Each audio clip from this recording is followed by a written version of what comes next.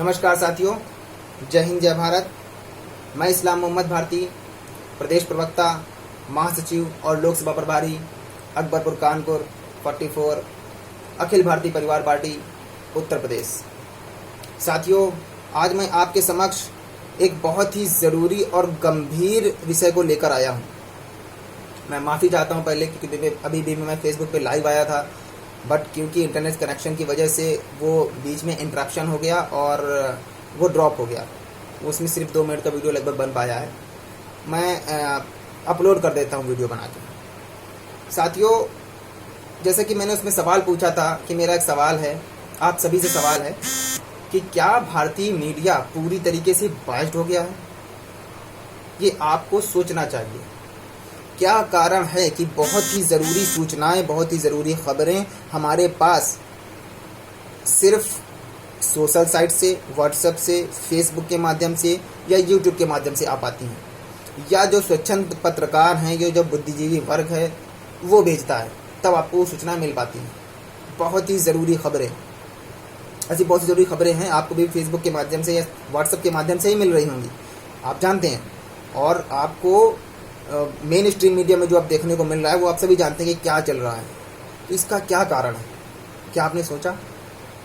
आपको सोचना चाहिए कि क्या सरकारों ने, राज्य सरकार हो या केंद्र सरकार हो, किसी की भी सरकार हो, क्या सरकारों ने पूरी तरीके से मीडिया को अपने कब्जे में ले लिया है?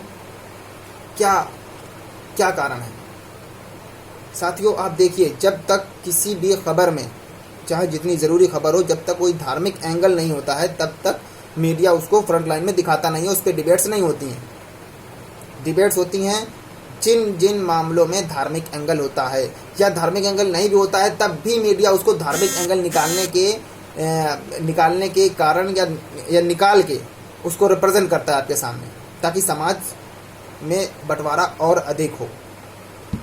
साथियों, 2 घटनाएं हाल ही में जो हुई हैं, एक पालघर में जो मॉब लिंचिंग हुई है, चोरी के शक में कुछ लोगों ने संत और साधुओं की हत्या कर दी।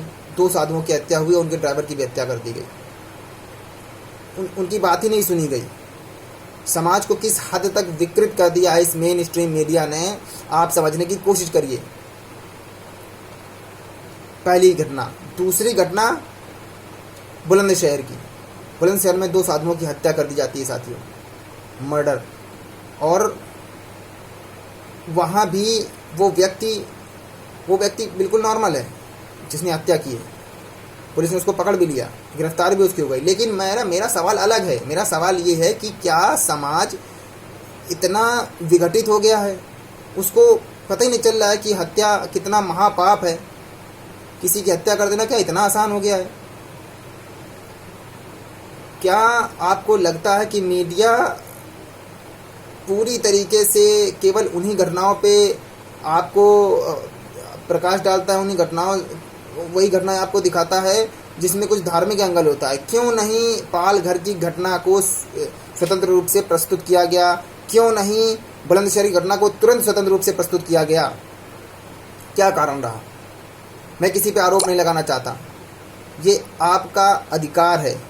आप जानें, आप सोचें कि क्या कारण है कि मीडिया ने ये खबरें नहीं चलाई। क्या सरकारों की मिलीभगत है? सोचो कि मीडिया ने कितना जहर भर दिया है समाज में। मेन स्ट्रीम मीडिया ने समाज में जहर भर दिया है। जो 2 दोस्त आपस में साथ में बैठकर बातें करते थे, मिलते थे, एक दूसरे से हर तरह की बातें कर पाते थे, आज उनके मन में दोष भर दिया गया। वो हिंदू है, वो मुसलमान है, वो छोटी जाति का है, वो ऊंची जाति का है, वो सिख है, वो ईसाई है, वो बाहरी है, वो अंदरी है, वो क्षेत्रीय है। एक क्या रहा है? क्या सच में ये मुद्दे हैं बात करने के लिए? भारत में अभी कोई और मुद्दे नहीं है बात करने के लिए मीडिया के पास? क्या लगता है? आप सोचिए। साथियों, बड़े ही विनम्र निवेदन से एक आपको बात बताना चाहता हूँ, हो सकता है बात आपके समझ में आ जाए। पिछले कुछ सालों से मॉब लिंचिंग एक बहुत ही ख़तरनाक तरीके से बढ़ी है। क्या आपको लगता है कि कानून ने सही कार्रवाई की? अगर हाँ, तब तो कोई बात ही नहीं। लेकिन अगर आपको कहीं भी दिल से लगता है कि कोई कार्रवाई नहीं हुई है, सही कार्रवाई नहीं हुई है, तो सरकारों की कहीं ना कहीं इसमें मिली भगत है। उन असामाजिक तत्वों को सरकार ने शय दिया कि ठीक है, हत्या भी कर दोगे तब भी हम आपको बचा ले जाएंगे, और वही हुआ, परिणाम सामने है। असामाजिक तत्वों को जब सरकारें या राजनीतिक पार्टियां या कोई भी संरक्षण देगा, परिणाम बहुत ही भयंकर होगा। दुष्परिणाम आपके सामने है। जो लोग आताताई होते हैं वो ये नहीं देखते हैं कि सामने वाला किस धर्म का है, ये याद रखिएगा हमेशा मित्रों। वो सिर्फ ये देखते हैं कि सामने वाला मेरे आगे झुका या नहीं झुका। अगर आप नहीं झुके तो आप किसी भी धर्म जाति के हों, उनको कोई मतलब नहीं है।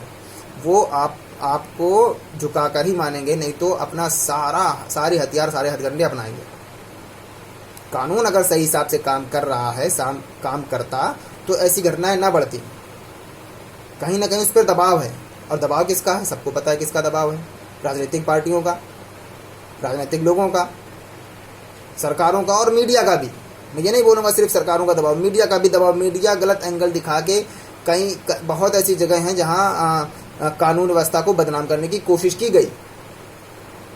बहुत ऐसी जगह हैं, बाद में उन्होंने माफ़ी भी मांगी कि हमने गलत दिखाया, हम माफ़ी चाहते हैं अपने देशवासियों से।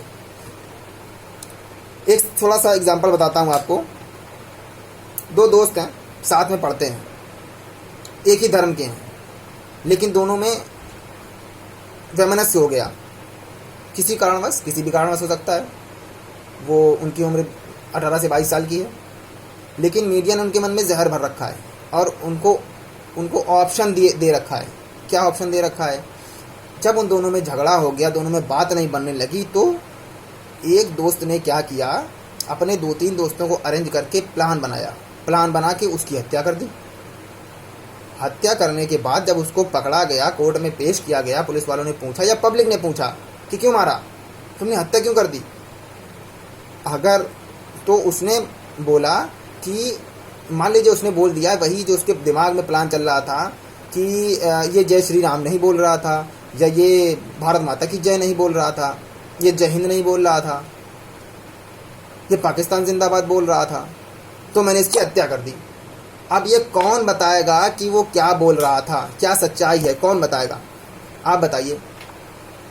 तो मित्रों, ये इतनी खतरनाक बात है, क्योंकि फिर डिबेट होती लगेगी। उस बच्चे की हत्या कर दी जाती है, टीवी पे डिबेट चलेंगे केवल कि क्या ये सही है, क्या ये गलत है, आप बताइए। इसलिए अभी ये समय है, मीडिया को रोक लीजिए, सरकारों को रोक लीजिए, सवाल करिए। मैं आपको एक बहुत महत्वपूर्ण बात बताने वाला हूँ। मुख्तसर समय में क्या हुआ था कि बाबा साहब से एक बार पूछा गया कि अगर एक ही पार्टी सत्ता में आ गई, विपक्ष में कोई न रहा, तो विपक्ष में कौन होगा? तो बाबा साहब ने कहा कि अपनी सरकार को चुनिए और जनता अपनी सरकार को चुने, और चुनने के बाद विपक्ष में बैठ जाए। जनता का हमेशा अधिकार है कि वो विपक्ष में रहे, वो सरकार से सवाल करे। ये जिम्मेदारी है जनता की, ये भारतीय जनता की जिम्मेदारी, ये आपकी जिम्मेदारी, ये मेरी जिम्मेदारी है। मैंने अपनी सरकार चुनी, फिर मैं उससे सवाल करूंगा, ये मेरा हक है, ये मेरा अधिकार है, और सरकार को जवाब देना पड़ेगा। ये आप मान लीजिए। साथियों, मैं इन्हीं शब्दों के साथ अपनी वार्तालाप को समाप्त करता हूँ, वक्त ज़्यादा न लेते हुए आपका, लेकिन इस पे विचार जरूर करिएगा मित्रों। मेरा विनम्र निवेदन है कि क्या मीडिया बायस्ड हो रही है सरकार के दबाव में, या पैसों के दबाव में, या कॉरपोरेट्स के दबाव में? जो भी है, आपको सवाल करना पड़ेगा। और विपक्ष में मेरा निवेदन है आपसे कि आप विपक्ष में रहें। आप अपनी सरकार जरूर चुनें, अपनी मनपसंद सरकार चुनें, लेकिन विपक्ष में रहें। और अगर आप अपनी सरकार से भी सवाल नहीं कर सकते हैं तो सोचिए साथियों कि आपने किनको चुन